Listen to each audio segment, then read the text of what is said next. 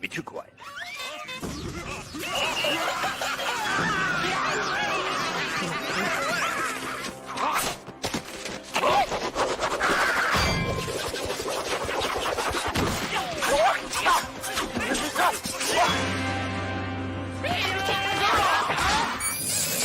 Uh-oh.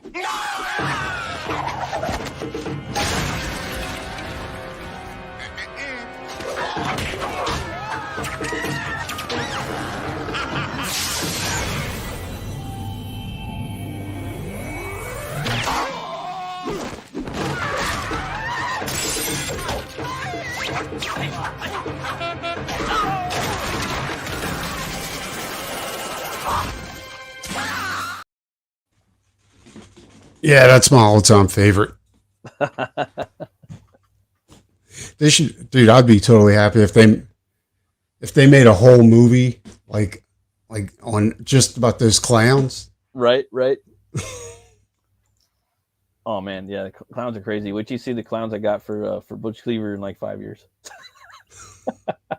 I guarantee you ain't seen nothing about. I was talking to Brian about it backstage a couple minutes ago. He's like, "Oh, okay." I was like, "Yep." Yeah, I'm totally down with clowns. Fucking They're clowns. fucked up, dude. I love doing like evil clowns. Yeah. I don't know why people are scared of clowns. That's the weirdest thing ever. For me, I don't know why. Like I as a kid, I was scared of it. Like I'd see like Tim Curry like at the bottom of the stairwell. We lived in like a townhouse, like kind of like apartment building. And I'd wake up in the middle of the night as a kid and I'd see that motherfucker looking up the stairs like, damn.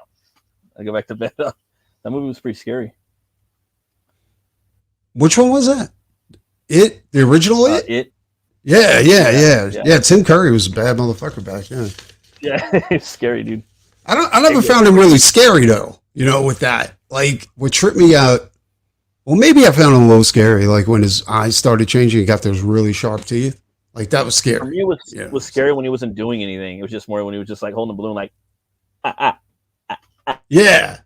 Like kind of just doing that haunty shit, or when like he's like going after kids and like walking between like the clotheslines, like like in the beginning of the movie, that shit freaked me out, Well, the clown that scared me the most was the one from Poltergeist. Oh yeah. The clown underneath the kid's bed where he's looking at the clown's sitting in a chair, and he looks away and the clown's gone. And I was like, oh no, that's fucked up. That's fucked up. Yeah, that tripped me out.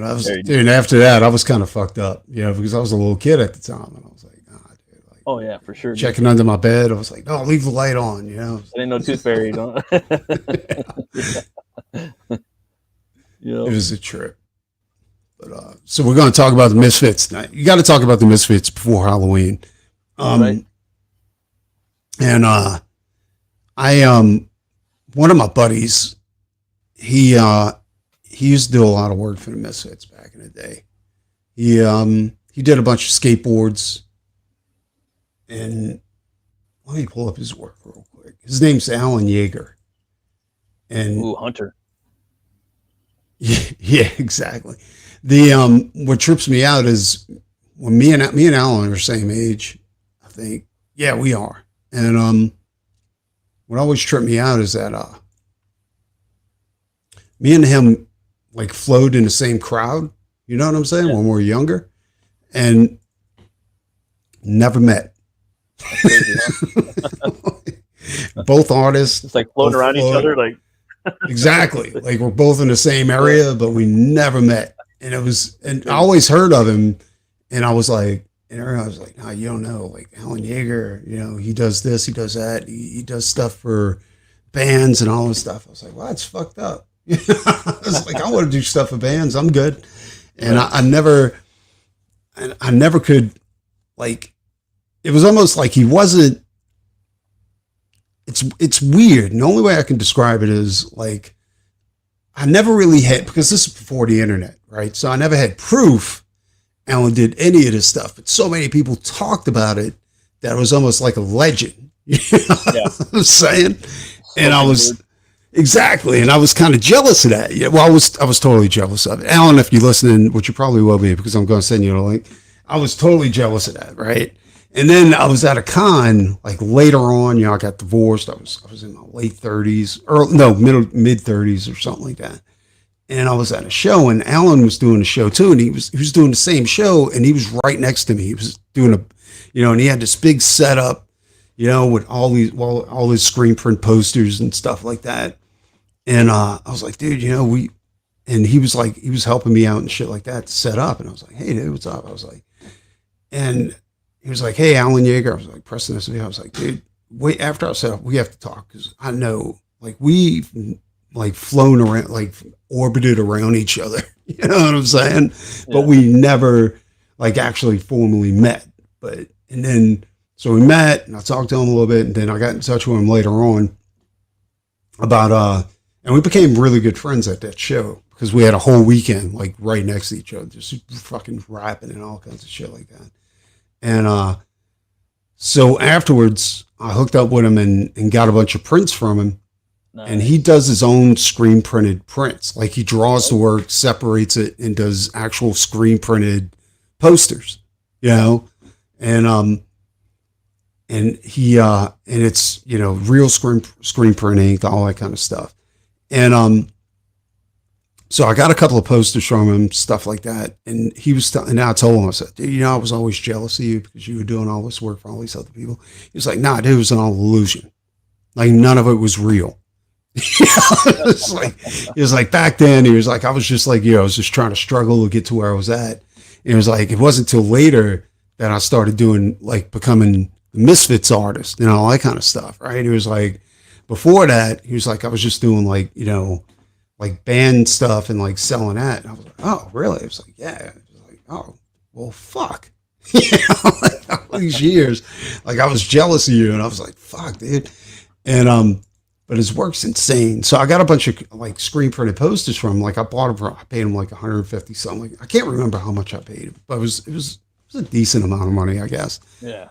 At least I thought it was, but then I realized like he actually gave me a really good deal because his work sells for a lot more. You know what I'm saying? Like online. And his originals are just way out there, like thousands of dollars and shit like that. Fuck. Yeah, dude. And it's like all this work I'm showing you right now was his early work, right? And I'm gonna show you his more recent work, and you're gonna be tripped out because he kind of went to like almost like a Salvador Dali type of thing, really? Right? Okay. Where he started creating album covers and artwork where it would only exist in the moment. You know what I'm saying? Like, take a bunch of leaves, like stuff in nature, put it all together, torch it and take the photo as it's being destroyed. You know what I'm saying? Like, kind of like crazy shit. I mean, Bisley does that. I never knew that. Well, I mean, he takes like, as far as taking what he needs at the spot, like in the spot, in the moment, like I'm going to take that and that and that. Oh yeah. Yeah. No, I know what you're talking about. Like I consider that just being a savage. You know what I'm saying? Like I need red, which is metal as fuck. Yeah. But anyway, so this is all Alan's like old screen printed posters. Like when was this stuff? I don't see a date, but so Alan does all of this by hand too. Like he does the type, he does the, just does all the originals. And his work it reminds me of like classic comics. You know what I'm saying? True. Like EC right there. Exactly, like old EC. The witch, the was it the tomb, nothing. Was it? I forgot the third dude. Which one? Right up here? Mm-hmm. Like the old EC comics. Like I wanted to do that. I mean, a lot of people do that, like for variants and stuff for horror books. But I wanted to do one for Butch Cleaver. Where you got the three, like where it's like the Crypt Keeper, the Gatekeeper, the Gatekeeper, and the Witch. Oh, you mean like a host? Yeah. That'd be sweet. I mean, you got this is the poster I got right here. That's dope. That's sick. Yeah. I love that. I love that style, dude. It's like, dude, that's totally like, kitchen sink style. Like, you know what I mean? A little bit of. It's almost like, doesn't it look like he used a ink pen to do it? Like a ballpoint pen, like a regular ballpoint pen. Yeah, straight up, dude. I like it. It looks more like it's kind of punky and scratchy and fucking. Exactly. Street, it's got that alleyway, fucking old school, like 90s outlaw comic too, in a way. Yeah. All those things at once. I like the way he does the Misfits. Well, obviously, I mean, that's where he got hired to do all the Misfits shit. You know, Yeah, like that's dope. T-shirts and stuff like that. He never did. I don't think he did any album art. I think it was mainly T-shirts, skateboards, stuff like that. Like the stuff where they make a lot of money off of. You know, Yeah. um, and yeah, like you look at a lot of his, all his Misfits stuff is based in horror because, of course, it's Misfits. So Misfits always like, you know, their songs are about classic horror and modern horror and stuff like that. This is another poster I got too, and this is the one I was telling you about, the Rob Zombie, where Oh, okay. his form is made up of all the characters in his movies. Oh, yeah. You see, That's like crazy. you got the clown right there, you know, like all this Yeah. like crazy shit, dude. And let's see here. That's I do a crazy. tribute to Alan real quick. Oh, yeah. Like that one. I It's like a scarecrow. think I got this one. I'm almost positive I got this one. And this is bad. This was done in 2000. So yeah, this is like some old shit, dude. Like fucking. Like people would frame that. Like, so this is yours right here. This is actually your I don't. you own I this? don't. Yeah, I got a frame on. Like I got a bunch of fucking screen printed posters, and I got like a limited amount of room and a limited amount of wall space. But yeah, I definitely want to frame a couple of them. Like this coffin print, I definitely want to do a coffin frame to frame Yeah. it. You know what I'm saying? I like how narrow it is too, like the square. Like Exactly. Like it's an I love unconventional shape. You know. And yeah, this is I did something like that for the Undertaker, and he's in a graveyard, and it's it's Mark Llewellyn or Mark forgot his name, the guy, the Undertaker, the wrestler, and he's in the graveyard, and it's long, and it's I have tombstones and fucking all kinds of shit, but I like that shape, dude. I like the long triangle or square or rectangle. yeah, the rectangle. The rectangle. And another thing I like about Alan's work too. Let me see, when was this done? He doesn't put 02, so it's 2002. All right. Like there's a certain amount of freedom that comes with not doing comics. You know what I'm saying? Because when you do comics, you have like you develop a style and you stay consistent with that style. Yeah. With this, Alan's able to go ahead and variate his style. Like you look at that and it's like heavy blacks. It like it's not the regular style he used on other Misfit stuff, like that real scratchy look. Yeah, that's see what I'm saying? Like real punky, real exactly pointy. Yeah, a lot of line work. And this right here is definitely like an old EC type of comic style right there. Big bold shit, you know? Yeah. I almost want to say he used a brush with that. Yeah, it looks like a brush. Like halftones and all that kind of shit. I hated dealing with halftones back in the day. It was a big pain in the ass. Shit stuck to everything.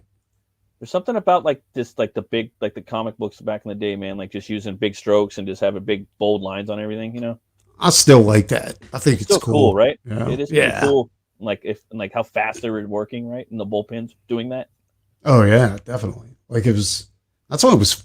I don't know if it was fun or it was just production. You know what I'm saying? I think a lot of them seen it.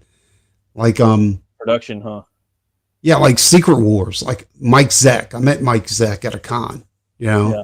And I got my Secret Wars #1 signed by him. And he gives you a certificate of authenticity and stuff like that. And one thing that I loved about Secret Wars was that Mike, like the whole book was, it just felt fun, but it was also like there wasn't a ton of detail. Like it was really bare bones, but it flowed really well and it was really good. And I asked Mike about that. I was like, I really like your style on this. He was like, it was out of, what he said was that it was out of necessity because they never gave him a lot of time. Like he literally had to knock a book out in 2 weeks, you know? That makes sense. Yeah. There's something like really good about that. Like, especially if you got a really good story and it reads for fucking, like if you're someone that's into that, you're going to fucking love it. Like, the story's good. Like kind of Jack Kirby in a way too, you know? Oh, absolutely.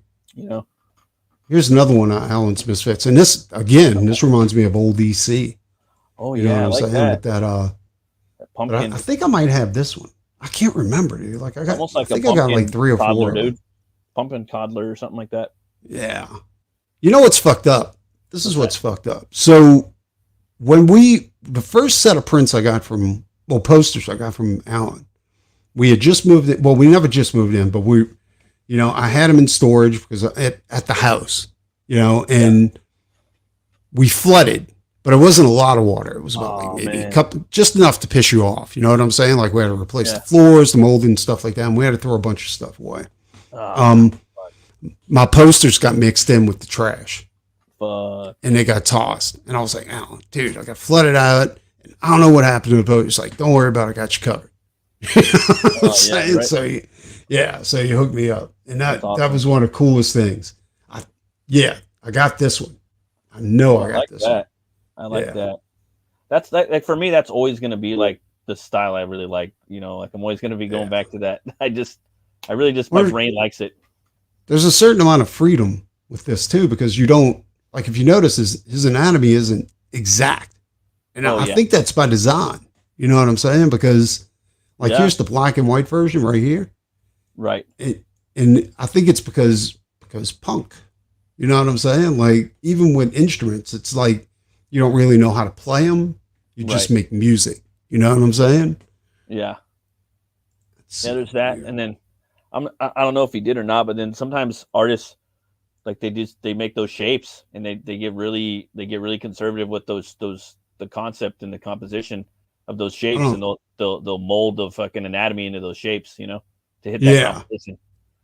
Here's one of Alan's skateboard decks. The thick boards, man. I remember those. Yeah. That was like surfboards. That was at the tail end of that, dude. I did have one. Those are the first. I had one too. You know what happened? We were at the drugstore. And I was on it, and you know how sometimes you catch a rock and you'd slip out from under it? Oh, and I launched that motherfucker into the street, and a car just rolled right over it. Yeah, I know two guys, like one of my buddies, he died from that shit. What? Are you serious? Yeah, then my brother-in-law's buddy, same thing. Little rock, fell, hit his head, coma, dead. Dude, I remember we used to do a thing where, you tie a rope to a bicycle and you'd fucking just surf that shit. Yeah, down the street. We took a curve too hard, and my board hit a rock, and I fucking tumbled and ended up in the gut. I had asphalt underneath my hand. That shit hurts the most, man.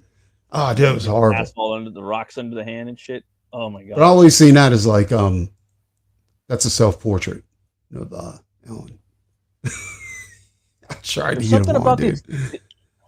There's something about the those rectangles, man. It's just really inspiring. It's just making my brain turn. I like them too. I think they're cool. Now this is some of his more recent work right here.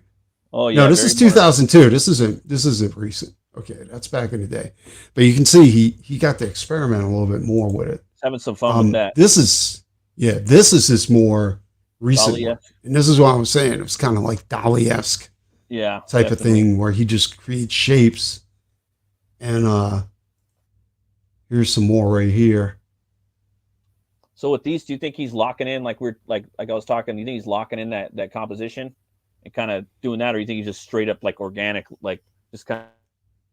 Well, that's the funny part, because I don't know if I can get in his head with all this. All I can say is like, I think he's like any other artist out there where he, like, you don't want to be locked down into something. You know what I'm saying? And I fell into that too, where like you always want to keep evolving, because if you don't keep evolving, you go ahead and you become stagnant, and you don't want that to happen. Yeah, sounds good, right? Yeah. At least, I mean, there's that. I think that's the biggest difference between a graphic designer and an illustrator and an artist. You know what I'm saying? Like, an artist keeps evolving, where an illustrator tries to keep in that middle ground where he keeps his style. Yeah, he doesn't. You see what I'm saying? Doesn't want to push the boundaries too hard. And it's probably like the job. You know what I mean? And he wants to stay. He's got the good job. He wants to stay conservative with his art, and his artistic, expression and quests. You know what I mean? Yeah, he doesn't want to veer away from that style. He just wants to add better anatomy to it or better shading to it, but never better perspective. Yeah. Where an artist is like, I'm going to go play in this playpen now. You know what I'm saying? I'm going to go deal with some gouache or some watercolor, or, I'm going to experiment. It's like Jim Lee. No, it was Neil Adams said about Jack Kirby's work, right? Mm-hmm. He was like, you look at Jack Kirby's work and you look at his crazy ass anatomy, right? Yep.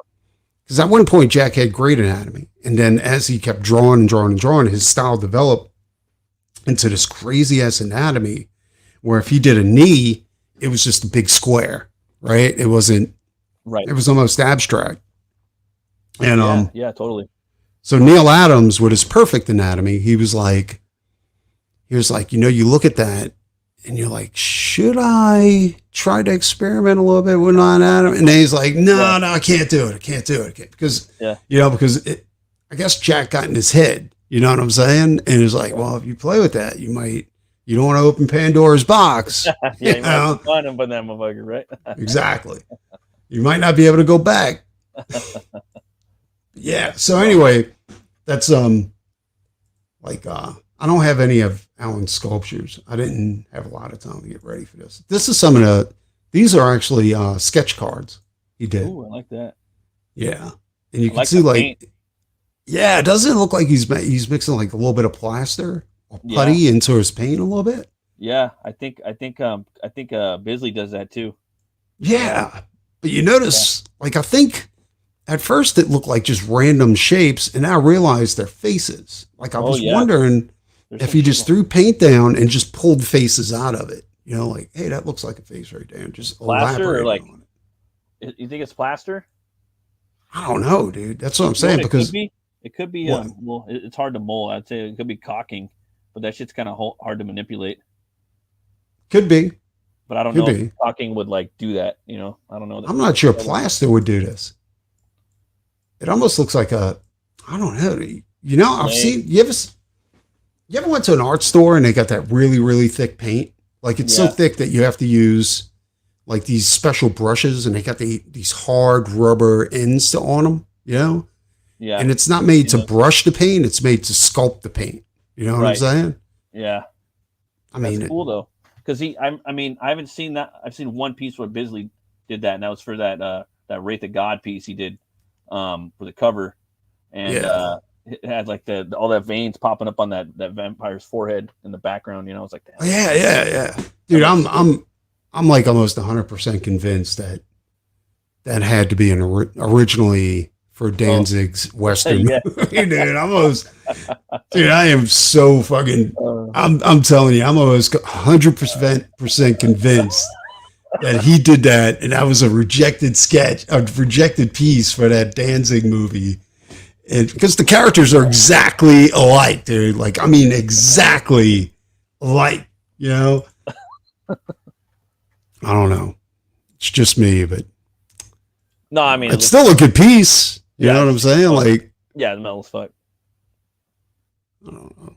All right, let's see here. I mean, but it is what it is. I mean, it just, is what it is. You know, it looks exactly like it.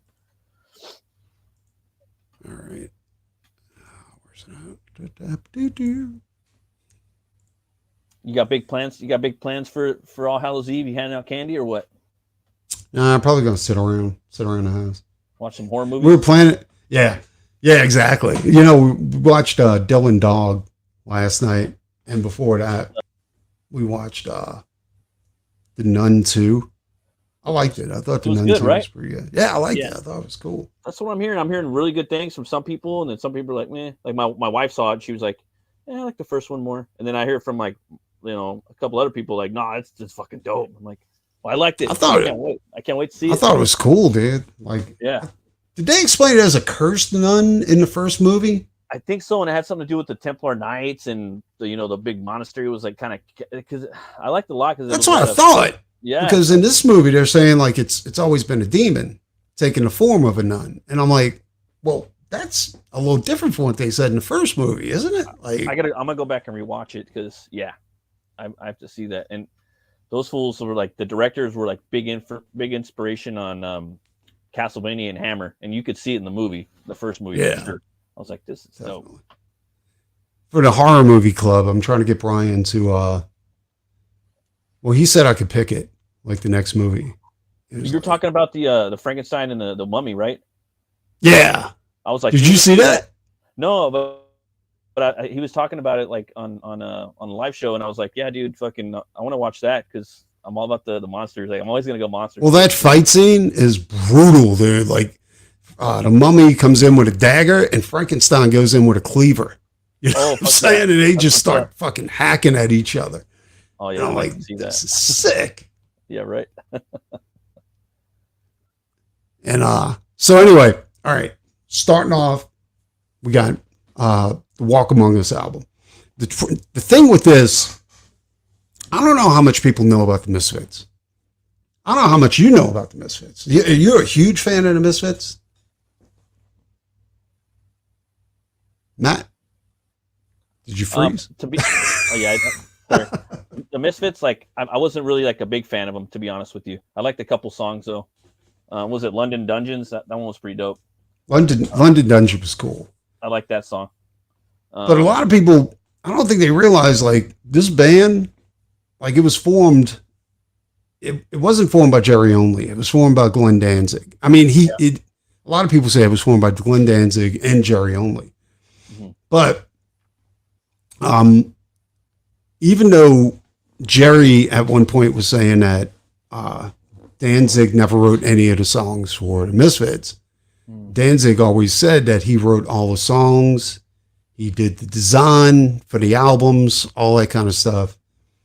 And Doyle actually came out and said, nah, Danzig did write all the music. Like all of the music for the first few, and while Danzig was part of the Misfits, was all Danzig. In fact, Doyle didn't know how to play guitar. They had another guitar player in the Misfits, but he kept missing practice, right? Oh, yeah, yeah. But in the background, you had Danzig and Jerry only like teaching Doyle how to play guitar, you know? And so Doyle was over there playing, like trying to play guitar and stuff like that. And the whole time he's playing Misfits songs to learn, right? So when that guitar player didn't show up again, Danzig went to Doyle and he said, hey, so you want to take this or what? So Doyle was like, yep, I got it. And that was the last time that guitar player was seen, which fucking Doyle was always meant to be in the Misfits. Yeah, he's like the Frankenstein. Yeah. Now, exactly. He even has bolts on his neck. Did you notice that? Like with his, that's awesome. Yeah. But, and his guitar, the October Annihilator, that fucking thing is fucking insane, dude. So anyway, all the album covers and all the layouts for the Misfits' albums was all done by Danzig. The posters, all that shit for all those early albums was done by Danzig. I don't think people like realize like this band was 100% Danzig. Like there was, you know, and let's see here. Hold on. Yeah, that's crazy, man. So did he do like a lot of the artwork, Danzig himself? No, he did. Like for all of the early albums, like for the, you know, well, for most of them, anywhere where you see something where it looks like it's like paste up, it's usually Danzig. You know what I'm saying? Like he never, like the Walk Among Us is one of my favorite songs by the Misfits, but that wasn't written by Danzig. That was written by Michael Graves. That was later on. But this bat creature right here, I think Danzig actually like took that off a movie poster back in the day and just did like paste up. You know, that's what he did, like a lot of paste up, huh? Yeah. Yeah. The even the look of the Misfits was that was all Danzig. You know what I'm saying? Like it was. This was done by Mad Mark Rude. And this is one of my favorite things. This actually reminds me a little bit of Alan's work, to be quite honest. I mean, Mark isn't as good as Alan, but but I always liked this album cover too. Like Earth AD was always, you know, badass. Yeah. That's cool. But I think, did Mad Mark do the interiors too? I don't think so. I think it was see, this is 1983. This is okay, hold on. Yeah. Okay. So the interior wasn't done by Mad Mark Rude. That was done by Carol Stobbard. And she had a weird weird, scratchy style. It was definitely punk. Yeah. And Mad Mark did do this. So he did the album insert, well, the tag on it. One thing I liked about the Misfits too is that their logo was completely hand done back in the day. You know, Yeah, there's something cool about that hand drawn stuff, you know. yeah. Legacy of Brutality, another badass album. This was done by Sean Wyatt, and I've never heard of these artists. By the way, like I have, they must have been like a. I mean, this is probably the most fame they're ever going to have. Right. So, but this was done by Sean Wyatt too. But I think this is one of the most famous. Fuck, it's on my shirt. You know what I'm saying? Like, Yeah. if you could see that. You Yep. know? But yeah, like this was done by Sean Wyatt too. And this is probably one of the most famous images, you know, that's associated with Misfits. Iconic. I wonder if he gets a cut. The t-shirt sales. Oh yeah, for sure, man. I would think so. I know the Ramones are really tight on that. Like they don't do that shit. Mm. Okay, so yeah, fucking they got in a big fight with that about over that stupid shit. I think this is Mad Mark Wyatt too, right here too. I mean, that skull. That skull they took. That skull's from a movie, isn't it? the Crimson Ghost.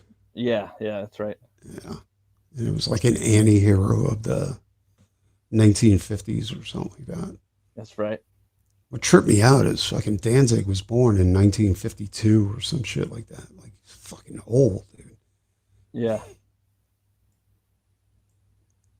Yeah. A little bit of paste up there too. Let's see, where are we at? The insert. He's Wolverine, dude. Yeah, the Misfits had such a great look. Yeah, he did look like Wolverine back then, didn't he? I remember like Wizard was like yeah, he's gonna play Wolverine. I heard he was gonna play Wolverine at one point too. Like something happened. Like that was legit. He was gonna play him and cast it and everything. Really? Yeah, dude. I remember he was always the fan cast. Like a lot of people wanted him. I remember Wizard magazine back in the day. Like they always talked about Danzig playing Wolverine. Yeah. Yeah. That's funny, huh? You know what's really crazy is that so I'm trying to pronounce this right. Evilvo, something like Evilvo or some shit. I don't know. But that was done in 1987, right? Yeah. So Danzig was obviously the singer in this album. Mm. I thought they cut an album with Jerry Only, unless some of the songs on here was sung by Jerry Only and some were sung by Danzig. I don't know, because I know Danzig left the band after this album, and it was a straight 10 years before they released another album, right? Mm. And that was American Psycho. That was the one that came afterwards, and this was done by Basil. This is actually a famous artist. I cannot pronounce. I've heard of that name. name. I've heard of that name. Oh, Basil something. Basil. Yeah, Basil. Oh no, I'm thinking of somebody else. I'm thinking of Boris something. Never mind. Gogus. Basil Gogus. Yeah. And let me Google his name real quick because that does sound familiar. Like he was a famous horror artist or something like that. It reminds me of the artwork that was done on the Famous Monsters. Famous Monsters of Filmland magazine. I haven't seen that, but I would like to see it. Sounds interesting. You know what? Yeah, he did do a bunch of the Famous Monsters of Filmland covers. That's cool. He had a bunch of movie posters back in the day for a lot of horror movies. Okay, so that makes a lot more sense. Yeah, they tapped the Mac on that one. The guy didn't do the artwork for him. And dude, he killed it on this. Like it was pretty solid. crazy. Dude, this is one of my favorite ones besides the next one. It's got that old school like Italian horror feel, kind of, you know. Exactly. Yeah. That's why I like it. What's a trip too is that I think I just had a brain fart. He even nailed the nose, like so the mask actually looks like a face, you know. I mean, you could tell like the hand's supposed to look like makeup, or I mean like a glove, but the fucking face looks like it's a real body kind of in some ways, or a real skull. I like the Danzig years, but I can't say that I don't like the Michael Graves. You know what I'm saying? Like Graves' years too, and Misfits were just amazing, dude. I fucking love those. The albums that they cut with him, like American Psycho and Famous Monsters. Hey, what's up, Maiden? We have one viewer. Actually, I think we got 3, unless one of them is you, Matt. One of them might be you. Yeah, one of them is me.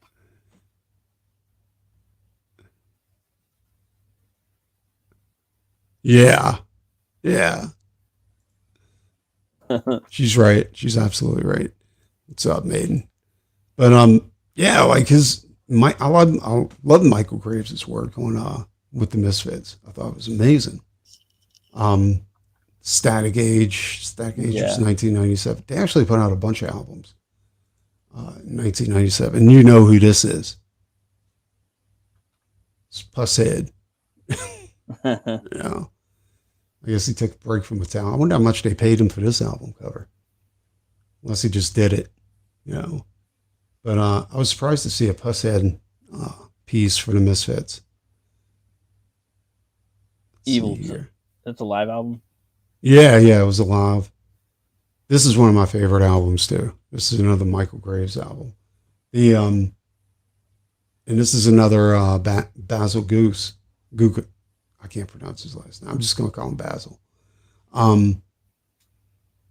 Dude, this is crazy. This is so badass.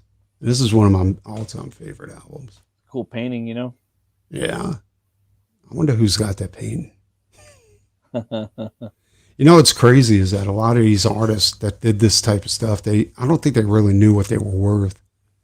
Because I remember Ken Kelly, like the first cons that he did when he decided to do shows, like he was basically giving his work away. Yeah. You know what I'm saying? And it took an agent, this chick, sat next to him, raised his prices, and told him that she's repping him now. And he was looking at her, and she was a cute blonde, so he was cool with it. You know what I'm saying? And she made him a ton of money. Crazy, huh? Yeah. Sometimes that's all you need is a good, you know, pretty lady in your corner to work for you, right? You said you're not a big Misfits fan. But this was one of my favorite albums too, because they took a bunch of songs from back in the day. You know what I'm saying? Like 1950s and shit like that. And they went ahead and they redid them Misfits style. Oh, that's cool. You know? Like the classics, like doo-wop. Yeah. Like the Monster Mash, Donna. Oh, okay. Ooh, Donna. Oh, yeah. You know, Great Balls of Fire. Oh, yeah. That's, this magic moment. Yeah, I love those songs, dude. Runaway.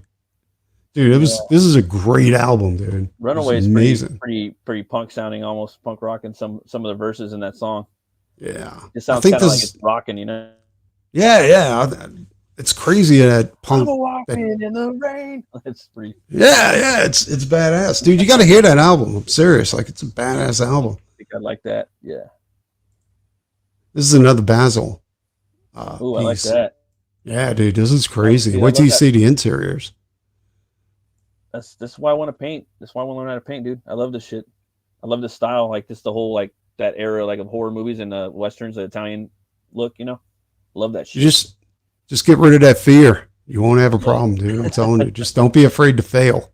You know? Yeah, I know. I preach that to everybody. Yeah. Well, I was other shit. Well, I was watching the student. He was talking like I was watching a show and they were talking about some of the most famous people. And they were saying like some of those famous rich people out there have failed incredibly Oh yeah, yeah. over and over again before they had success. You know what I'm Well, saying? well, that too, and then they've come back like 2 or 3 times and Yeah, canceled well, it all that's back. It's you like, froze for a minute there, but I think I know what you were getting at. oh Yeah, yeah, they're not afraid to get up. You know what I'm yeah, saying? And take another shot at it. yeah. That's it. This is the Yep. interior They've lost right everything. there. Oh yeah, that's awesome. Dude, I love how they do that. Looks like the Crypt Keeper on the far right, a little bit. It does. Yeah. I like Yeah, this this is is what I dope. like though. You see how he's got all the foreground right here, and then as you go to the back, like everybody's in like monotone. Oh yeah, definitely. Yeah, just all Yeah. orange. Yeah, I don't know how Yeah, much that's they cool. paid this guy. I didn't know the Misfits made that kind of money. Dude, I have a feeling they make bank, dude. Like I have a feeling they make a lot of money. Because I remember I just do. they're all over here. Like they like all through high school. Misfits are huge over here. Like I just see Misfit shit all. I always have my whole life. Still do. I love the Misfits, dude. Always have. I love playing their music on guitar because it's simple, and you can rock out like really easy with it. You just got to be Yeah, fast. this is almost like a metal This is by cover. Arthur Sweetum, and a lot of people Dope. pronounce his name Sudum. Hmm. I had the longest conversation I've ever had with anybody in the middle of a show floor, where Arthur came to my table and we were just talking art like the whole time, right? Because he's a painter. Yeah. And the one thing I don't like that Arthur did, Arthur Sweetum is also the guy that did the Marvel Zombies covers, Oh, okay. I don't all know of about them. that. You know, Oh, no shit. yeah. And one thing I don't like I remember Arthur from back in the day when he used to do Heavy Metal magazine. Like he was published in Heavy Metal. He had strips going, all kinds of stuff like that. Yeah. Um, when digital came out, Arthur, like, I guess it's cool because he can do both, like digital, and he can do traditional, right? Yeah. Um, but he almost went completely digital. Like all of those Marvel Zombies covers were all done digitally, Oh, and okay. but you can tell they were done digitally. And to me, I got a feeling like if he wouldn't have done them, I think he does digital because this is going to sound bad, but I think he's kind of afraid of being obsolete. You know what I'm saying? Yeah. Because the way he described it to me was that when he was getting back into the game, like they had a bunch of young guys in charge of Marvel, right? Right. And they kind of disrespected him. You know what I'm saying? By Yeah. thinking he was like the old guy, Yeah. with a washed up, whatever. And then he came back and he blew their minds. You know what I'm saying? Yeah. And believe it or not, even though he had like this massive body of work, like in Heavy Metal magazine and all this other stuff, he was like a world-renowned artist and stuff like that. To get into Marvel's good graces, he had to start out with doing Marvel Masterpiece cards. Oh, really? Yeah. And that was his way in to go ahead and do covers. And I'm thinking to myself, I'm like, dude, you should have put this motherfucker on covers to begin Yeah. with. You know what I'm saying? Like, Totally. because like Arthur Sweetum's no joke, dude. What you see here, he can do with actual paint. You know. Yeah. Here's the interior because I think this whole thing is like one big piece, and it's kind of like that Iron Maiden album where you open it up, it's just like fucking just big spread, right? Yeah. Well, you see right here where the chick's hand is, it starts again right there, and it goes this way. Oh, And, yeah. yeah, it's crazy. It's a cool looking skull too. Yeah, no, I dig that. Arthur Big Sweet, eyes. like he's no joke, dude, when it comes to this kind of stuff. Like he's a beast. Let's see here. All right. Okay. All right. Oh, this is the interior. This is the I back like cover. that. He did. Yeah. Yeah, I like it too. It almost looks like a basil piece, but it's not. It's an Arthur. Yeah. Yeah. Yeah. And look at those. I think this was done digitally. I'm almost When did this positive it when was. did this one come out? This one, this is 2011. So Oh, it's, okay. yeah, it was definitely done digitally. Some of it anyway. I don't know if you did it all digitally or some of it digitally. But I know that front piece just looked too smooth to be done by hand. Yeah. Oh Too yeah, like sharp. yeah. Yeah. And I'm trying to see if there's any. No, he doesn't repeat images, which is good. Yeah, I've always liked Arthur's like his choice of colors. You know, like they can make decay look so good. And the teeth, you see how the teeth go, like how wide the smile is? Yeah. How Well, the I teeth think are he's kind of far, like exaggerated, like all the way back. well. That's he's going off of the Crimson Ghost. This is supposed to be the Crimson Ghost skull, Oh yeah, that's right. and That's right.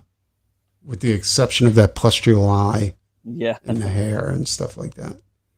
But you see, yeah, because you see the teeth, like the missing teeth on that, Yeah, and that's then you right. go over here and you see the missing teeth on this. You know, Yeah. um, that's Got the that's big definitely an smile original take. with all the back teeth kind of pushed forward a little bit, you know? Yeah, that's fucking awesome. Yeah. And I got some other stuff too. Let's see here. Sick. I don't want to go too long. I mean, yeah, we've been going like almost an hour. That's not too bad. But there's a bunch of other stuff that I want to show too, like the Misfits Dead Alive album cover. And that was them. I don't think this guy's really well known, but he actually blew it out of the water. Like Let's Sweetums see and the here. Muppets. Sweetum. The guy's name is Jason Edmiston, something like that. Terrible at fucking. Yeah. Oh, nice. I like that. It's a mummy, huh? Yeah, it's Jerry Only as the mummy. And yeah, I like the hieroglyphics in the background. Like you got the Misfits face and stuff like that. Like it's Yeah. badass. You know, fun fact, Jerry Only and his brother Doyle, they still work at the steel mill that they've always worked at when they Really? yeah, because they don't want to give up their retirement pay. Oh wow. Like their Dang. 401k. That's I'm like, smart. God damn, dude. That's probably how Doyle stays in such good shape. You know Yeah, what I'm saying? totally. Because he's Yeah. dealing with steel all day. Yeah, working in And, steel. Yeah. Because he was selling his October Annihilators for like $10,000 each. And I'm like, fuck you. That ain't Yeah. gonna happen, dude. Yeah, they had some interesting pieces. Like for some of the like the one-offs, like the vinyl. I mean the 45s and shit like that, you know, like singles. That one And right there, the mummified one, that was the only piece for that album, or did it have all the album, all the characters, all the band members in it? that's the only one I could find for Dead Oh, Alive. okay. I think what it was that they just paid for that and then they had like pay stub for the rest of it. Oh, okay. Yeah, they kind of slipping a little bit here. That looks like a shitty comic book artist right there. This is kind of cool. Yeah, It's I like like a that. really weird take on the Yeah, Misfits look. You know, like the Angel of Death kind of type shit. Oh, what do you know? It's something angel, I dying can't even angel, read that. descending angel. Yeah, Definitely an angel of death. That's what I got descending at it. angel. That song. You ever seen the movie The Prophecy Oh yeah, love with him. Christopher Walken? I think Yeah, that was like they base all their songs on horror movies, right? yeah, And so I think they ate up all of the old horror movies with the first few albums. So they yeah. had to move into modern horror, you know? Right, right. And so that's why they did fucking Mars Attacks, you Oh, know, really? Poltergeist, Oh, that's Ascending Angel, which is the prophecy, you know what I'm saying? yeah. And That's dope. That's dope. So they're still doing it. yeah, and they had a Christmas album. Oh, that's cool. They got the fucking Grinch. Seems like they're having fun with their shit though. That's what I like about it. You know, Yeah. I like it I when like people that they have fun. You know. yeah, and they you know, I guess for the singles they had a few different artists like do it up. This is one of my favorites. Friday the 13th. Misfits. Oh, that's the outer cover. Here's the inner cover. Oh, Freddie. So Yeah. they're writing some slasher shit too then. Oh no, dude. Yeah, like all our stuff is based off all. Now, I don't think they've released another album, like recently. I think all the stuff that was released was done in from 2011. You know, like I don't think there's been a new one. And Danzig's been touring with them like off and on, like the past 5 years or something like that. Yeah, I think they're just doing the greatest hits and doing a money grab. You know what I'm saying? Because that's cool, from what yeah. I mean, look, dude, you can't.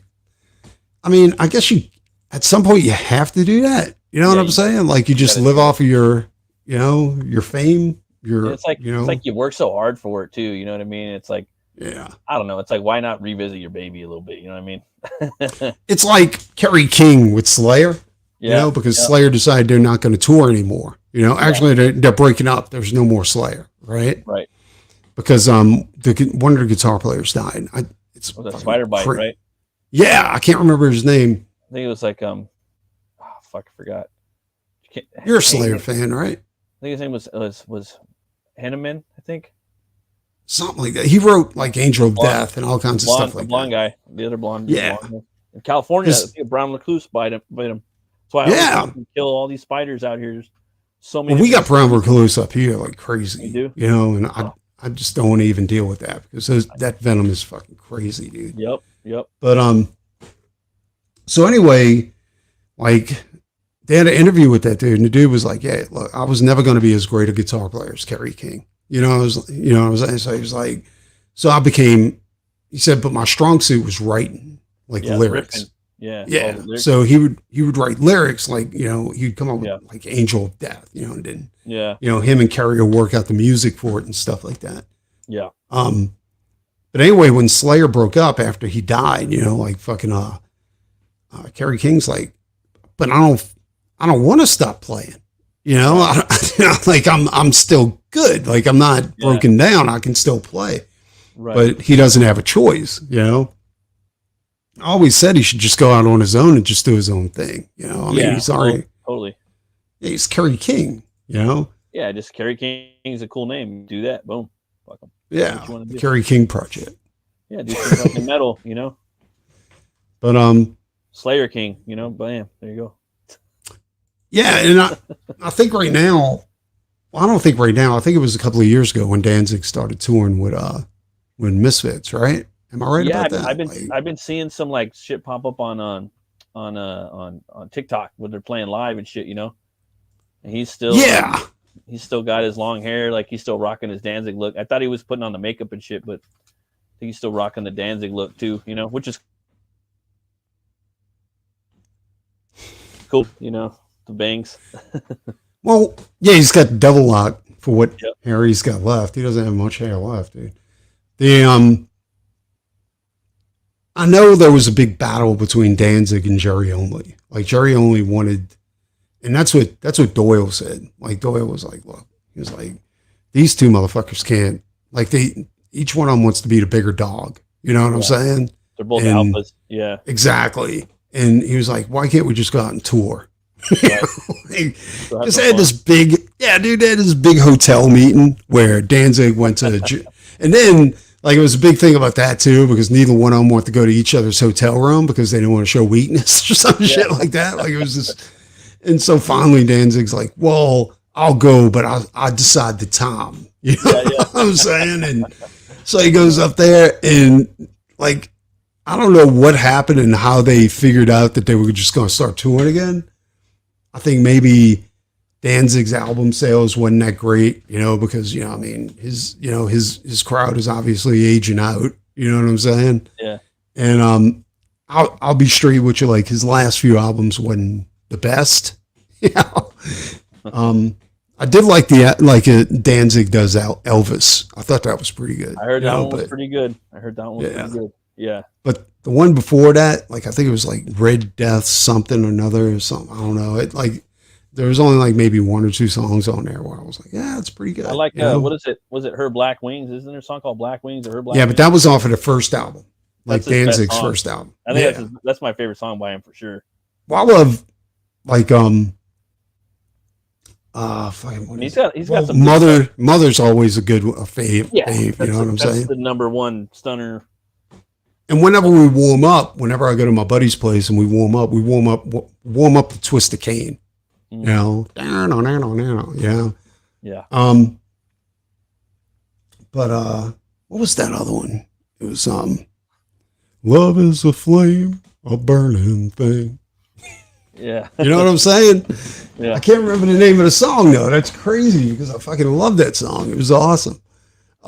Just like Black Wings just has that cool guitar, like that hang, you know what I mean? Like it's just that note, you know? Well, he comes up with really cool shit. Like, yeah. Like 10,000 Devils Rain, you know, I can't remember what album it was, but that was the whole album was like kind of like, and then I got to that song. I was like, that's a bad, because it came up with a really hard lick. You know what I'm saying? I was like, I was like, dude, that's fucking badass, dude. Yeah. You know? And like every now and then he'll hit like a really good song. You know what I'm saying? Yeah. And it's just like he gets a good groove to it. Yeah. Yeah. No, I hear you. But I think they're becoming few and far between. Yeah. I mean, you know, it's like for me, if I was like a fan of them, I would be trying to go see Misfits live, like just straight up. Like absolutely, dude. It's like kind of seeing. Trying to get. It's like seeing Kiss. Pantera, you know, Metallica. Yeah. You want to go see these guys right now. They're not going to be around that much longer, probably. You know. Exactly. So get in there and go fucking watch them. Slayer's gone already. They're not coming back. You know. Exactly. When Kiss got back together and it was all the original members and they all put on their makeup again, they were doing tours. Yeah. Dude, you couldn't stop me from getting tickets. You know what I'm saying? Because the Kiss stage show is like it's crazy. You know what I'm saying? Like, yeah. So yeah, I got enough tickets to cover everybody. You know what I'm saying? I was like, hey, you get a ticket. You get a ticket. Now let's go have fun. You know, you guys just get us a ride. We're good to go. And yeah, dude, it was a blast. We had so much fun. Actually, I was hungry, like I was starving before the show started. And me and my buddies. Yeah, well, I got nachos, right? And I was eating the nachos and stuff like that. And then I was like, and we all stood up like cheering for Gene, all this kind of stuff, because Gene did that thing where he's blowing fire. And he's in the rafters, you know what I'm saying? He comes down, you know, and I was like, yeah. And then everybody sat down and I sat on my nachos. No. Oh, that sucks. Yeah, dude. And the chick behind me was laughing her ass off. I was like, great. This is phenomenal. I got an ass full of cheese. This is great.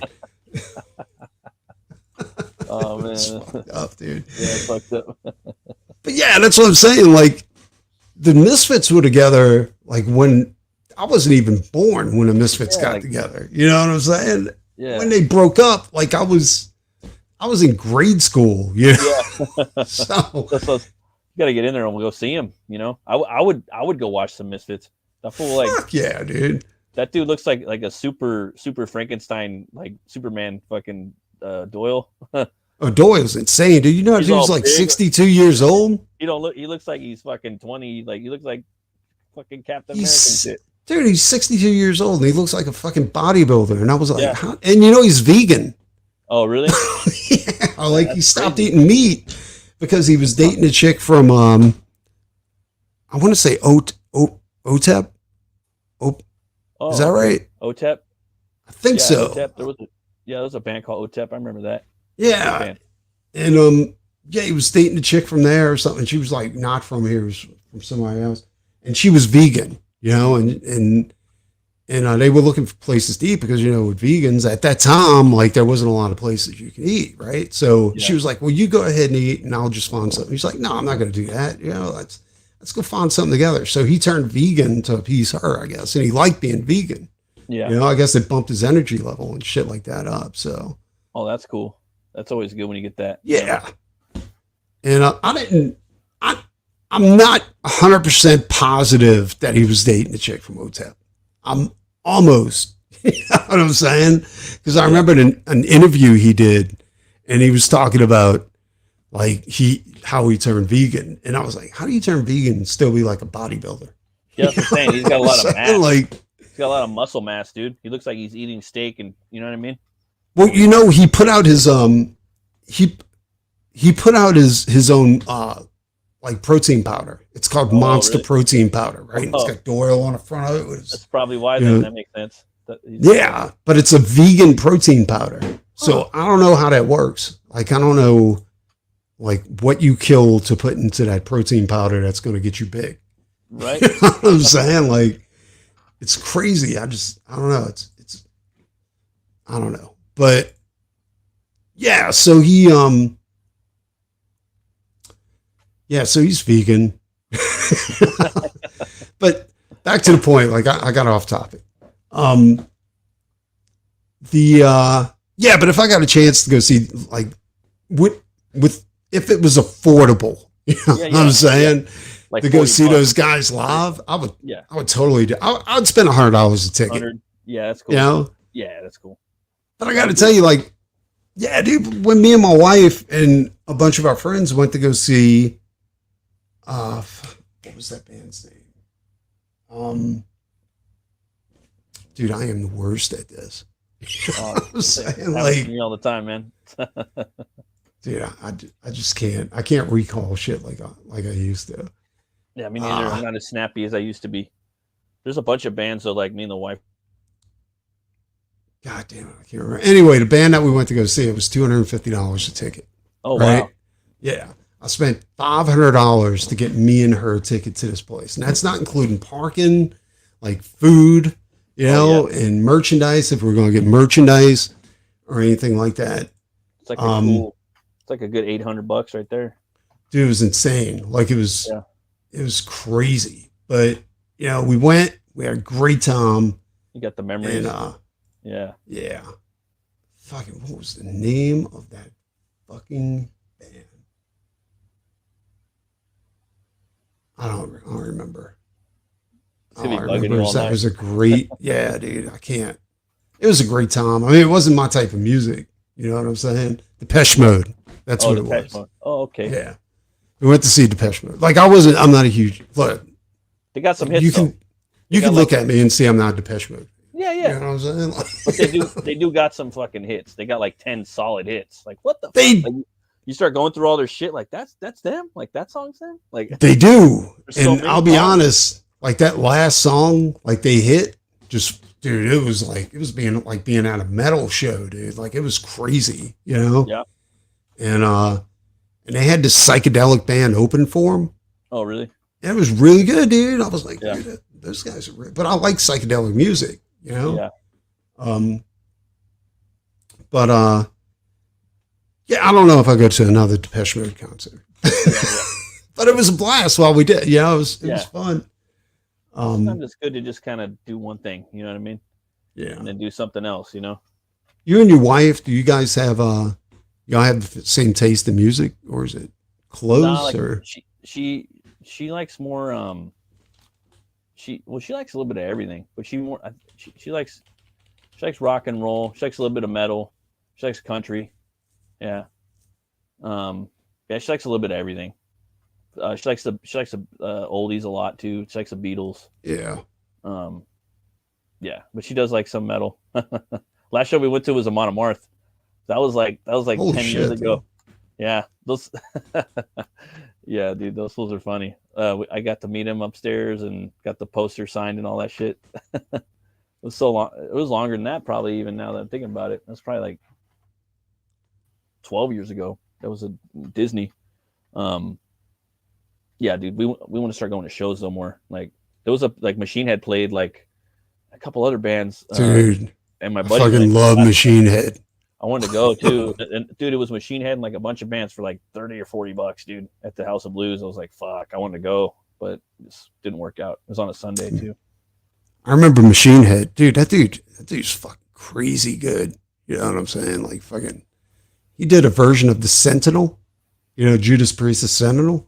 Yeah. That it blew your mind. It was like crazy, Oh shit. And yeah, I think he even covered a Depeche Mode song. Probably. He's got a good YouTube channel. He interviews all kinds of people on there. Does he really? Robert Flynn, the singer. Yeah. And I noticed that band got better like because they kind of like changed with the times a little bit. Machine Head did, and then Well, like, Machine Head is got more basically the technical. singer. Yeah, You know, the singer is the lead guitar player, and he writes all the music and he writes all the lyrics. You know, it's like, yeah. It's like you know, the rest of the band's just there to support him. You know, and yeah, I've always liked Machine Head. Like, and what tripped me out is when he was doing something. What was it called? It was called. Oh, no, I'll have it in a minute. But it was like they got better like though. I remember when they got better because my buddy liked them. I was like, yeah, I'm not really into them. And then they came out with the album and it just fucking slapped. Like it was just like a lot of like guitar work, like more technical. You know what I mean? It's almost crazy that they can get better. You know Yeah. what I'm saying? Because they were so good to begin with. You know, he was anyway. Yeah. It was fucking not the Sentinel. They had a few albums though that were just like, fuck, these guys are good now. I like these guys now. Imperium. That You was ever- it. Yeah. Yeah, That was the Imperium. album where I was like, okay. I remember that album. Yeah. Well, I was watching a video, right? Uh-huh. And there's a part in there where he does this crazy fretwork. You know what I'm saying? Like, and he's just the whole thing, and it rocks, right? It's like once he gets to that part, you just want to destroy something. You know what I'm saying? And he sits there and he's like playing his part, and he's like, and then out of nowhere, he just looks at you and he starts singing. You know, while his hand is still doing all this shit over here, right? And I'm like, Yeah. how is this motherfucker doing that? You know, I was like, that's insane, dude. You know? Yeah, his singing got really good, like even better too. Like, I mean, his singing was always pretty cool, but he just got a lot more range and shit. I have to check out some more of his work, like some more of the stuff that he's been doing, you know, because I haven't heard any.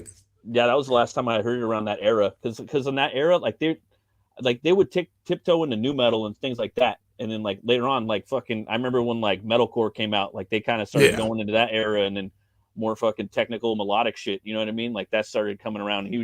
He got in there and he fucking did that, and like that's Dude, why he's crazy. The dude can't. getting into them because he was getting more technical with his music and his metal. They did play "Just Can't Get Enough." Just can't get enough. This one had so many hits, dude. I swear to God. Yeah, they did. They played that, and I was like, oh, that's, you know, and it's like they had a big like fucking monitor behind them. Yeah, it was the whole stage, right? Fucking goth too, man. Dude, it was nuts, dude. Because one of the first goth bands.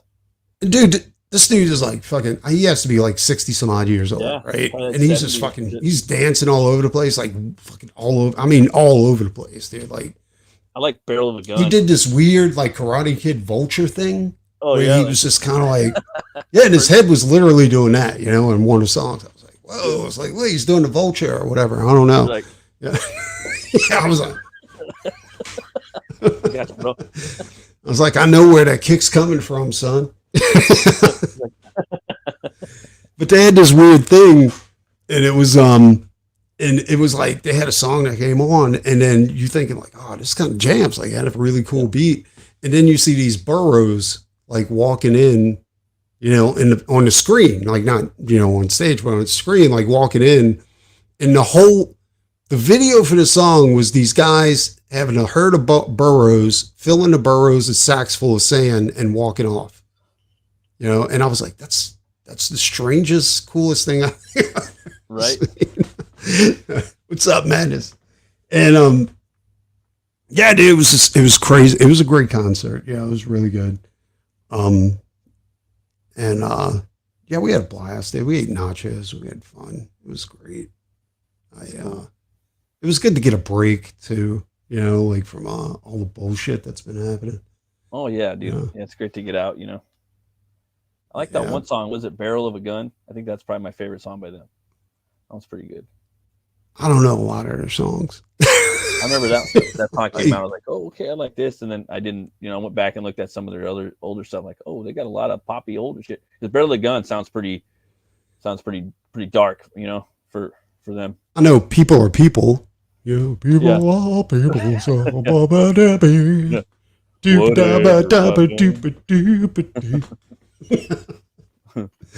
that was cool. And then the big one, the big hit. You know, I guess it's in the contract, like every band that goes up, like they have to do that thing where they're like, okay, see you, good night. Oh yeah, right. And then they turn off all lights and Everyone's like, no, come back. They come back out, like, Come back, and they play like one more, 6 more songs. You know what I'm saying? okay. It was nuts. I was cool with it though. It was For cool. sure. No, I would definitely, I would check them out. Like that would be a band, like, because dude, they got so many hits. It was like another They band, did. Journey. Journey's got so many fucking hits too. I was like, oh my god, this fucking. I went back to checking out some Journey, because they got one song that's pretty fucking metal. Like I've heard metal bands cover it. I forgot what it is, but I can tell you, it was I like got boom, it. bop, boom, boom, boom, boom, bop, boom, boom. I don't know the. I got it. I got it on my playlist. It's one of the ones that I got it because it's covered by somebody else. I think it's Jonathan Young or somebody else covers it. But it's a really good song to cover. Yeah, it's like they're heavy, like, and it sounds heavy too. You know, it just sounds darker. You know, like some bands just make dark song, like Stones with like Painted Black. That's a dark song. You know. well, yeah. You know. When they play it, it's separate ways. Yeah, that's it. That's a song. Yeah, and yeah, when Journey plays it, it's heavy. But when other people cover it, they bump up the heaviness a little bit. It's what I'm saying? Yeah, exactly. So they And, Painted Black and Dream On. Like for Aerosmith, it's Dream On. I think, you know. Yeah. I mean, one of the older songs that Journey did was "Wheels of Fire." No, "Wheel in the Sky." Wheel that's my. I'm in about the to say. sky. Keep on journey. That's my other favorite song by them. Yeah, but know where I'll be tomorrow. Yeah, dude. Yeah. And like back in the day, I got that album. Like, boy, I got the cassette, right? And I was like, oh, this is cool. Yeah. I stupidly thought like every song was going to be as cool as that. That was the only cool song. Yeah. Everything else sucked ass. The greatest hits is where it's at, though. Like I was like, damn, like, they got some fucking. They had like six bangers on the greatest hits. You know. Yeah. My kids like the Journey too. They like, the Don't Stop. Believe that's the one, you know. And then hold on to that feeling. Everywhere You Want It, you know. That's the two. Yeah, any way you want it, that's the way you need. But I like, what is it? Separate Ways or Severed Ways, whatever. I like that one. Separate Ways. And then Wheel in the Sky. Like for me, that one's like Trip, you know. Like just Wheel in the Sky. Fuck. I think Separate Ways became like super famous when they played it on Stranger Things. You know. Oh yeah, that'll do it. That'll do it. That and Master of Puppets, like they had to master. I still haven't seen I still haven't seen like the last couple seasons of Stranger Things where they got like all metal and shit. I was like, damn, they're doing some metal on this show, dude. That is one of the hardest songs like I've ever like played with, was fucking Master of Puppets, right? And what's the trip is that it's not the heavy shit. The first half of the song is like easy. You know what I'm saying? Well, for me, it's not. You just have to be fast. You know what I'm saying? Yeah. The hardest part for me is the middle. You know, when you have to do the acoustic shit. Yeah. And like that shit's fucking insane. Like I'm like, dude, this is crazy. I'm only playing half of it. I'll make up something for the rest. I don't give a shit. But yeah, no, Journey's another one. You know, one of the coolest bands I ever got to see was because I've always been a huge fan of Wasp. You know. Oh, okay. And I got to see Blackie Lawless before he lost it. You know, and he became like Uncle Blackie. Yeah. And one thing I noticed, and I noticed this like every time Wasp plays live, like he has for like a new album, he has a microphone stand made, you know, and it usually has like fucking biker bars on it, you know, fucking ape hangers with a fucking skull headlight, you know. And one thing I didn't know while I was at the concert was this fucking thing's on a spring, right? Okay. And it's got pegs at the bottom, and you don't see the pegs while he's playing, right? He's over there, he's like jamming out, he's fucking doing all this kind of crazy shit. Then he puts his guitar down and he grabs the biker bars on the microphone stand, and he jumps on it and he comes straight at the crowd. Oh, and then he comes back. Yeah. And I'm like, whoa! I was like, that's fucked up. That's pretty cool. Yeah. And did you hear like Five Finger Death Punch is retiring? Nah, man. And it was funny. I heard them like one time, like 10 years ago, and I was like, oh, it's pretty cool. But I like him though. I never really listened to all their stuff too much, you know. But I was like, that singer is pretty dope. Yeah, Ivan. That solid voice. Yeah, and he's a hellraiser too. Like they say, he tears up hotel rooms. He fucking gets angry and throws tantrums, all kinds of shit like that. He's retiring because he's got a family and he doesn't want to neglect them. Sometimes you got to take like that band's pretty big. Like they could probably take 10 years off and come back. They probably could. They're pretty big, I think. They get a bad rap for some reason. Like people don't consider metal, I guess, or something like that. And I'm like, how do you not consider metal? Like they're fucking metal as fuck, dude. People just they did put out a bad album. Yeah. They could. It's like saying that Disturbed isn't metal, and you. I know, right? It's crazy. Well, it's like they do some metal shit, and sometimes they don't. Sometimes they might do some new metal shit. It's just they do a lot of different things, All I know is back in the day, Black Sabbath and Iron Maiden were both considered metal. Oh yeah. You know what I'm saying? Yeah, they were. Somewhere along the line, people were like, no, you don't understand. Black Sabbath's not metal, it's rock. Yeah. Like everybody, when I was growing up, Van Halen was rock. You know what I'm saying? Yeah. And Sabbath was metal. Yeah. Yeah. I don't know. I still consider all that shit metal. Like, I don't know. You got all this stupid shit. Like now you got symphonic metal, you got grunge metal, you got fucking. There's so many different subgenres now.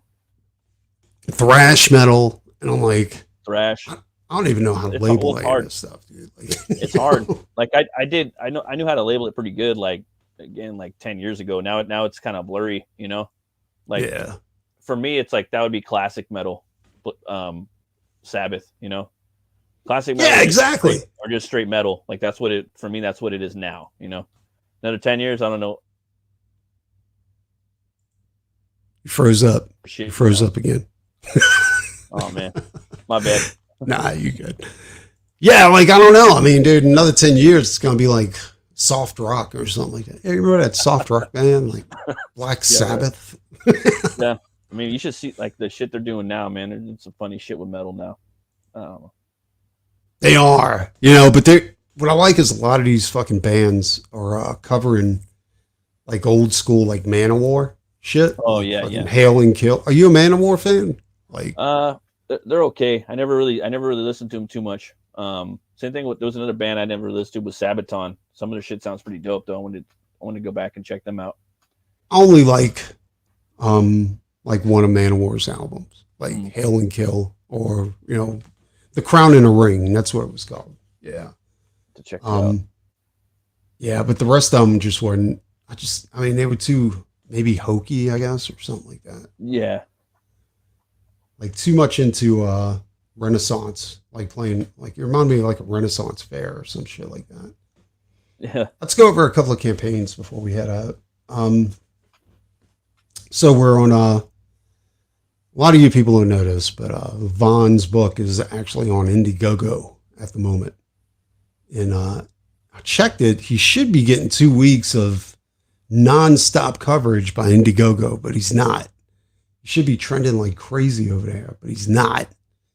He's I think he really is being shadow banned on Indiegogo. I hate to say that, but I think it's a fact. But fuck it. We got to fund my comic, and Fiendish is killing it at $23,000, dude. Yep. Yeah. There's a few campaigns on here that aren't doing bad. I mean, a couple are suffering too, but Kelsey Shannon's book, I think it's an art book. Yeah, it's an art book. Yeah. Process. Behind the scenes stuff too. He's killing it. $20,000. Oh, Jesus Christ, dude. Pretty good for an art book, yeah. Yeah, no shit. It's awesome. Vaughn's Katara Witch Hunter is it needs some help. Like it's a quality book. I don't know why it's stuck at $2,000. I don't know what just happened. What just happened? Oh, it takes a second. Access it? Oh no, you are. It just takes a second. Usually, if you click on the campaign, it'll just take a minute to load up.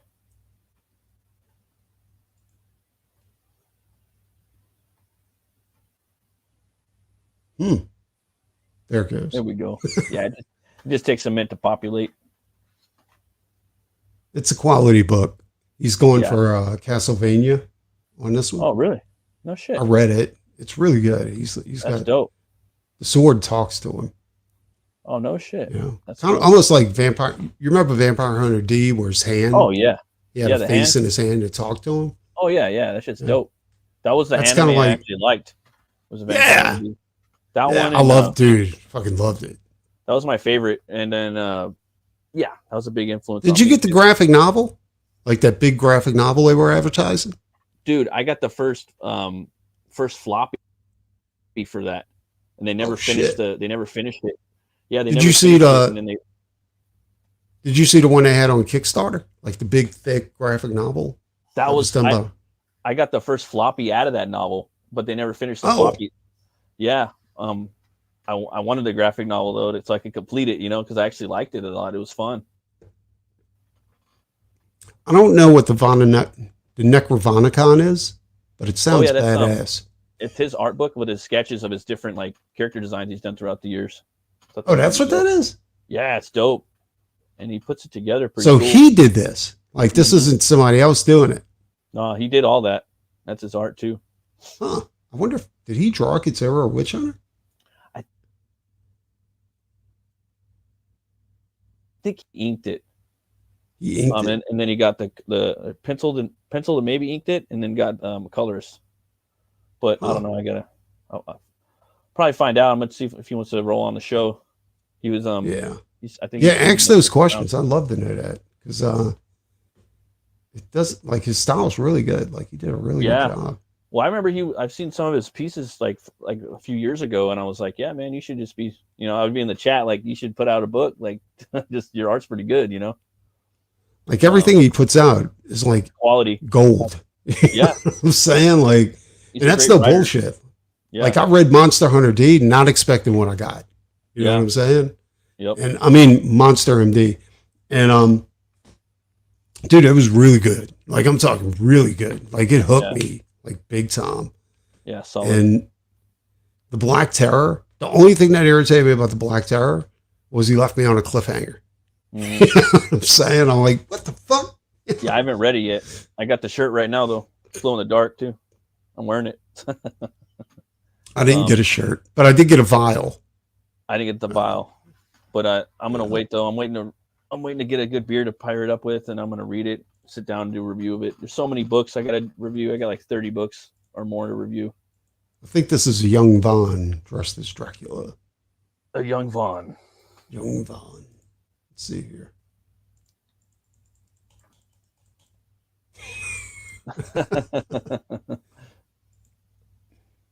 We reset this.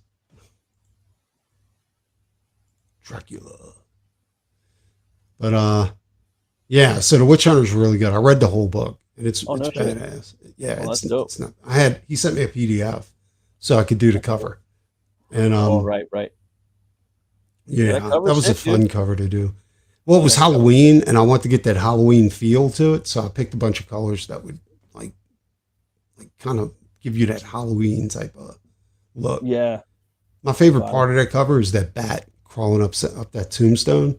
Yeah. See if I can pull this up real quick. You can't see it right there. Wait, does he have? I think he might have a big version somewhere on here. Or maybe not. That's on the Kickstarter. I mean, the Indiegogo. He's got that. But yeah, that bat is. And I put my name, like instead of signing it, I put my name on the tombstone. Here lies Precious Vito. Yeah, that's dope. I'll have to pick your brain when you come on my show about that a little bit too. Yeah, that's not a problem. We'll do that.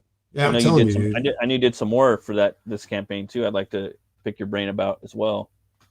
Yeah, no, with the 8-pager I'm doing for Kitsura Witch Hunter, I'm incorporating a lot of like animation or manga like techniques in that to kind of do like extreme proportions and stuff like that. Yes, like, perspectives. Fun, dude. AR-13 is doing is at $18,000. Oh shit! Turn it up, dude. That's crazy. So I'm saying we just there's need to get like books that influence. a good campaign to hit like a good 80 to 100, and then once that happens, people will start jumping over here. The customers will start flooding over here. Word of mouth will spread. Brandon, you probably know more about this than I do. So Brandon Smith, is that he's an Aussie? I don't know who that is, to be honest. Because this looks pretty badass. Oh yeah, it looks dope. Kind of looks like Corey Barton. Oh wait, on. Yeah, that's what I was thinking. Like it doesn't match the interiors. Okay. Oh yeah. You almost got me there. That's what I thought. I seen the work and I thought it was Corey's work. Dude, I need to come in here and check out there's some books on here. Brian found this horror book that looked dope, like an old school horror comic. I forgot the name of it, but he tweeted it out. But it's like an old school comic book creator, like Next Pro. Some of the pages look like crumbled up newsprint on purpose. Really? Yeah, I was like, oh, this is dope, and it has like monsters in it. It's like a monster team. I love monster teams. So I want to do a monster book too, like a monster team book.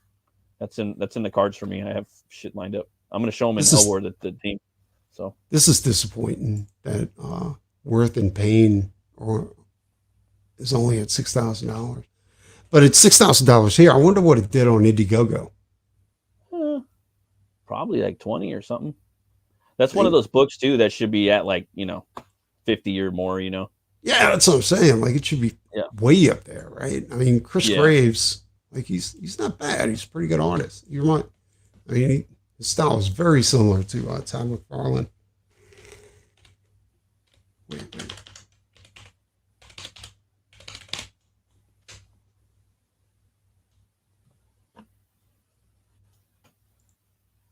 But there's nothing wrong with that. I can remember 1,000 different people trying to emulate like Todd McFarlane's work. They couldn't do it. No, they're at $17,000, which isn't bad. It's actually really good. This is what I'm talking about when Indiegogo. Like you go Indiegogo, fucking explore comics, and it's just kind of lame. You have to look through all the stuff. That's what I like about Well, this is stuff that's supposed to be trending. Yeah, you know what I'm saying. And why are they having campaigns that are ended? No, it's horrible.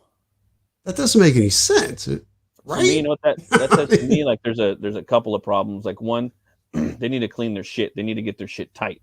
Like they need to clean out. They need to redo their whole site. Fucking clean out a lot of shit. Get rid of some shit. Shit. And some of these things have been stalled out for like ever, dude. Like fucking Shadow of the Kraken. I mean that's. How is that trending? Like that's 4 years old or something, like 2 years old, And I feel like if you close the campaign out, like why keep it up there? Like, from their perspective, like why even keep it on the fucking site? You know what I mean? It's just taking. Yeah, it doesn't make any sense. It's just taking like a tax thing or something like that. Just taking a memory and shit, Yeah. So I think there's a lot of shit like that where it's just like stuff. I'm not knocking these campaigns, by the way, the ones that are canceled. I just don't see why they're on the trending. Why are they trending? You know what I'm saying? Like it. Oh no, yeah, totally. Like I canceled. There's my campaign right there, and I closed it 3 days ago, and it's still fucking. And you're trending. I should not even be there. That should be fucking. Doesn't make any sense. Should be at least like Vaughn's book's not even on there. What the fuck? You know what I mean? Yeah, that's what I was saying. Like Vaughn should be getting like a few weeks free on here to go ahead and pushing his campaign, but they're not doing it. They're look, when you say like I've been shadow banned and all this, not you, I'm talking about in general. Yeah. Usually I'm like, maybe you are, maybe you're not. How do you prove it? But there's pretty good proof.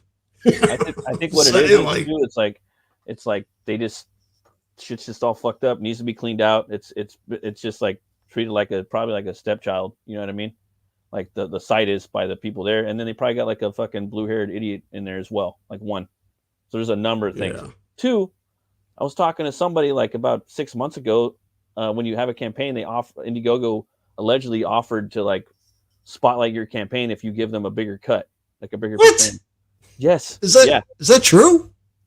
I don't know if it's still true, but I could have sworn one of our homies told me that. I ain't gonna say it on here, but yeah, Like they wanted a more percentage, and I was like, oh, that's why everybody's getting shadow banned, because they're not giving a bigger cut. You know what I mean? But that's something that that they offer you, like when you're setting up your campaign. You know, I Tiger don't know if Booth. it's still, I don't know if that's still happening though. Yeah, Vaughn's at $5,000, and I literally had to type the name in to bring it up. That and King Cryptid for some odd reason. Those are two new campaigns, and I know Peter's been making like headway on King Cryptid. Why is that one not showing up on the trending? You know, Trump Survivor. Yeah. Fucking gay. Let me see that. What was that? Trump Survivor. Trump Survivor Kit. It's a Fucking board lame. game. Oh my god. Oh, it's a board game. That was a book. Board game. That's even funnier. Fuck. Yeah, this is crazy. Way Like back. I have not. I don't know, dude. Like it's just nuts. It's a solid campaign. This right here. It's like, you know, it's right up my alley. It's like Vampire Hunter D. You know, with Shogun. Tiger Blue. That's another book I want to get to. There's so many fucking books I want, man. I have a back 3. I got a back 3. I don't think I man. anyway. I got 2. I still got to do a review on 2. Haven't read it yet. The first book was. I don't think I got 2. I want Right to Pain. That's another book I want. There's just so many fucking books. Yeah, this is Chris's book, and yeah, this isn't bad. He does pretty good work. I think he goes in and he colors his work too. I'm not good at digital coloring. I take too much time. Yeah, and he's doing I think he's finishing up Shotgun Samurai too. In a few months after this. Shotgun Samurai. Can't wait for that book. That shit's dope. I like that character, that concept, and everything. Fucking werewolf samurai Bigfoot. That shit's dope. Oh, that would be cool, wouldn't it? That's what it is. That's what it is, you know. And oh wait, you're not talking about Shotgun Samurai. I'm talking about Shinobi Sasquatch. Sorry, Shinobi Sasquatch. Yeah, that's the one he's gonna finish up. Sorry. No, you're good. The yeah, I don't know. I mean, the only thing I can say about fucking Fun My Comic is they got to speed this bitch up a little bit. You know what I'm saying? Like, when you click on something, it should automatically come up. Well, it does, I guess. I don't know. Maybe it's my internet. It's being slow. Or maybe it's a server they're going through. I don't know. But what I do like about it is it's just like a comic website, you know? You don't got to go like scroll through all this fucking jazz and shit. I like that, you know? Didn't Mike Barron run a campaign on here? Yeah, he did. He did Bronze Star. That was another book I wanted, the werewolf book. The werewolf book, and he has to wear bronze because he's a werewolf, a bronze sheriff star. It's a western, you know. If he wears a silver star, you know, he can't. Dude, yeah, there's just so many fucking books. I didn't know he had a werewolf book. I might have to. Dude, it closed, bro. Like I wanted to get that fucking book, and that's it right there. Pat Broderick illustrated. You see, he pulled down almost 23. That's. Yeah, Mike pulled down $80,000 on Indiegogo, and see, I like that. That's like the type of art I like. That's actually a cool werewolf. It's pretty dope, dude. Yeah. I wanted this book bad, dude, but I just couldn't get it. Yeah, that's cool. Mike Barron wanted Pat Broderick. He's an OG, like old school, big 2 artist, I think. That's black and white work. Love the black and white. Better than the color. Yeah, me too. Look at that vista or that establishing shot. Yeah, imagine that in black and white. That's badass. Reminds me of Joe Vigil. Yeah, like this was the book I wanted. Like out of Mike's books this year. I got the American the bounty or the kind of like Punisher book that he did. Joe's going to be coming on the show to push his new Sinbuck book. Oh, nice. He's got the Cowboys in Hell. Is that Joe Vigil that does it? The Cowboys in Hell? Yeah. Tim Vigil's brother. Oh, damn. I always wanted that book too, man. Everyone's telling me. Brian was. I'll send you a website to get it. Like it's called Angel Fire, something like that. The website. You can get the book from there. Oh, fuck yeah. And that's awesome. He's not asking a ton of money for them. It's like $2 or $3 each. You know? Oh, sick. Yeah, I'll definitely pick them up. You got to shoot me your address too. I got to. Yeah, I'll do that right now. I got a commission, a Sinbuck commission from what was it? Cowboys in Hell. commission from Joe, and I got a Cowboys in Hell commission from Tim Vigil. That sounds like fun. You know? You have to And, still do them, or you knocked them out already? No, I bought them from him. Oh, Like, okay. I see it. Because I see what you're saying. his rates aren't that expensive, dude. Like, and I think it's like $70 for black and white or something like that, like illustration. Yeah, that's You know? that's hella affordable. Yeah, and he also does this other book, which I think you might like. It's called Dog, right? Okay. And it's this bounty hunter. No, he's not a bounty hunter. He's like a survivor in the apocalypse, right? Nice. I like And that. he rides a chopper, and he has like Okay. a shotgun and shit like that. Yeah, that's me right there. That's my jam. He blows motherfuckers out of away, and it's nuts. Yeah, that's dope. I think you might like it. Like I don't know. I might have to get a copy of it. Like Yeah, that sounds dope. No, that's right up my alley. my problem is a lot of these creators like to use not Comics Wellspring. What is the place where you go and you could just like it's unlimited prints of your comic? Like you just put it up there and you can get it. Like they print on demand. Oh, I know what you're talking about. I don't know the name of the. Yeah, I know what you're talking about, but I think- don't remember the name of the. But But a lot of places do that now. Yeah, in some ways that's cool, but in a lot of ways it's not too, because you destroy the collector's value of it, right? Like it's no longer like unique to have a copy of Sinbuck #1 or Cowboys in Hell #1, because you just go to a website, everybody can get it. It's not special anymore. You know what I'm saying? Like, and like for our kind of right now, at least, like a lot of people, like we're in a collector's market, they do like exclusivities, so well, that's one of the things that kept me above the water, is like doing original artwork, because there's such a deficit in original art, and people still want to collect original art, but nobody's producing original art to go ahead and give them to collect, That's true. So, and I don't think a lot of artists realize that. Like that puts you in a different tax bracket when you go ahead and you're able to sell your originals. Totally. Oh, yeah, that's right. I'm sending you my address. But yeah, so if you want to hang out on that one, I mean, you're doing a Western book. He does a Western book. And both of them take place in hell. So, Yeah. That sounds sick. So yeah, dude, when he comes on, I'll go ahead and send you the link. Yeah, I'd love to come on. I kicked it with them one time too, with I think with Brian. We were watching Suspiria. He popped up on Horror Movie Club, like one of the first episodes. Nice guy. Oh, Joe's a great guy, dude. Like I explained to him, I was like, because I was supposed to do something for I was supposed to paint Tim Vigil's artwork that he did for Joe's new Sinbuck book, Sinbuck 7. And like I got so hung up like doing, because it was like crazy. It was like one moment I'm able to do shit and then do a little shit on the side and make some extra money. And the next moment I was just fucking inundated with just work constantly, right? Yeah. And I just lost track of Joe. Like I never had a chance to do the cover for him. So I explained to him what happened. He was like, yeah, it's not a problem, and so water under the bridge. And so he's going to be coming on, and I want to do that more, is like talk about other people's books. Yeah. I want to have it in hand to be able to do it. Yeah. That way I'm like, here it is, it's printed, get yours too, Yeah. And you got that camera too. You could kind of open it up above you. Yeah. Got that That's pretty 4K camera somewhere. That's cool. Yeah, I need to get that set up. I'd like to do that. So I want to do like more like draw streams like that. I don't like holding my fucking picture up to the screen all the time, Oh, I want to have that. That shit's fucking lame.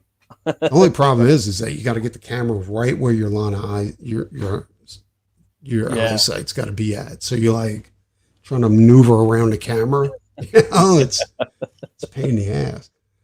But I guess you get used to it after a while. Or you just put it at an angle and people just have to see a warped version of what you're working on. Yeah. But all right, we're gonna call it. It's been fun. Everybody have a happy Halloween. And Happy Halloween. Watch out for the dead hookers. We're out of here. See you.